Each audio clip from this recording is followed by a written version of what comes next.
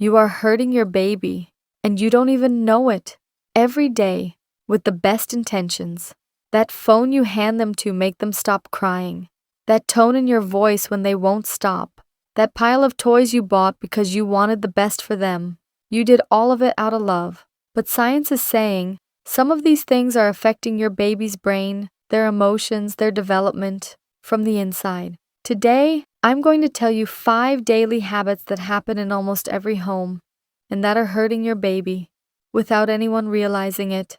And number 5 is the most important one. This video is going to make you a little uncomfortable, but it needs to be said. Look, this is not your fault. No parent ever hurts their child on purpose. But there are things we all do without thinking because we assume it's normal. Our parents did the same. Everyone around us does the same. But in the last 20 years, child psychology and neuroscience have discovered things we simply didn't know before. And those discoveries are in front of you today. Before we start, what is your baby's name? Drop it in the comments right now. Point 1. Screen time. Your baby is crying. You're exhausted. You pick up your phone, open YouTube, put on some rhymes. Baby goes quiet. You think, problem solved. But what was actually happening inside your baby's brain in that moment?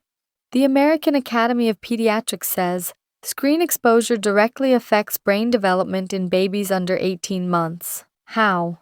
At this age, a baby's brain learns from real interactions, real faces, real expressions, real voices.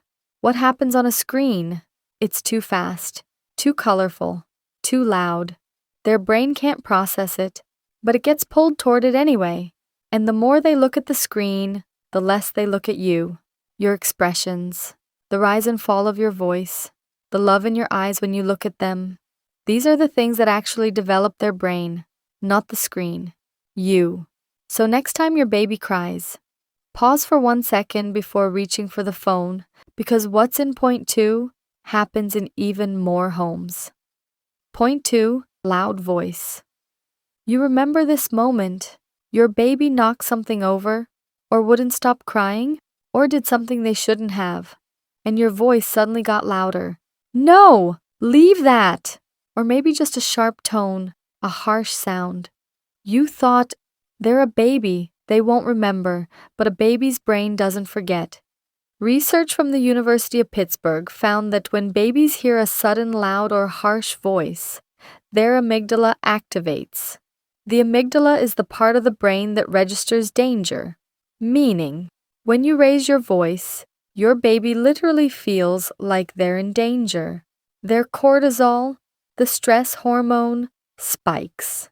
Their heart rate rises, and the response that gets stored in their brain is that the world is unsafe, that you are unsafe. This doesn't happen from one moment, but when it happens again and again, and it becomes a pattern, and that pattern slowly affects their confidence, their emotional security. You weren't trying to scare them, you were just exhausted, but their brain doesn't know that. Hey, if this information is new to you, like this video and subscribe to the channel, because this is what we bring you here. Things that actually matter. Let's keep going. Point 3. Overstimulation. You've bought a lot for your baby. Colorful toys, musical rattles, light up everything. Something everywhere you look. You thought more stimulation means a smarter baby. But here's the problem. A baby's brain is like a sponge, but every sponge has a limit. Pour too much, and it can't absorb anymore. It overflows. A study from the University of Toledo found that babies who had too many toys couldn't focus on any single thing, while babies who had fewer toys played with them more creatively, for longer, more deeply. Too much noise, too many colors, too much movement, all of it together overwhelms a baby's brain. And what does an overwhelmed brain do? The baby gets irritable, starts crying, or completely shuts down. You think they must be tired, but what their brain is actually saying is, enough, too much. Sometimes less is more. A quiet room, one simple toy, your voice. That's enough. But what's in point 4 is the most ignored thing of all. Point 4, ignoring babies crying. Your baby is crying. You know they're not hungry, not sleepy.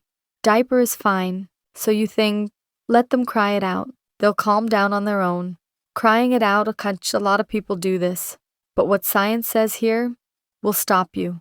Harvard University's Center on the Developing Child found when a young baby cries and nobody responds, cortisol levels in their brain rise dramatically. And if this happens repeatedly, that elevated cortisol starts affecting the parts of the brain responsible for emotions, memory, and learning.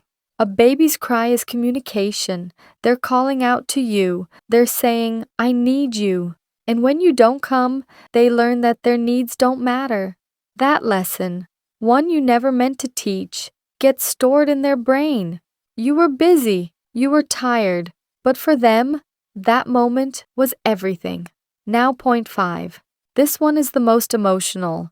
And honestly, this is the point that's going to hit you the hardest. Point 5. Lack of physical touch. This one sounds simple, but it's not. Today's parents do everything for their baby. Good food, good toys, good clothes, good schools. But there's one thing that's quietly disappearing. Touch. Skin-to-skin contact. Picking them up, holding them to your chest, holding their hand, running your hand across their forehead. This isn't just love. This is biology. Researchers at Duke University found that babies who receive regular physical touch have consistently higher oxytocin levels in their brain.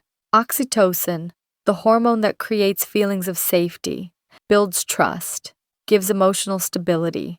And babies who receive less touch, they have more anxiety, more disturbed sleep, more struggle with emotional regulation. Even as they grow up, you were on your phone, you were working, you were tired, and your baby was in their crib, alone.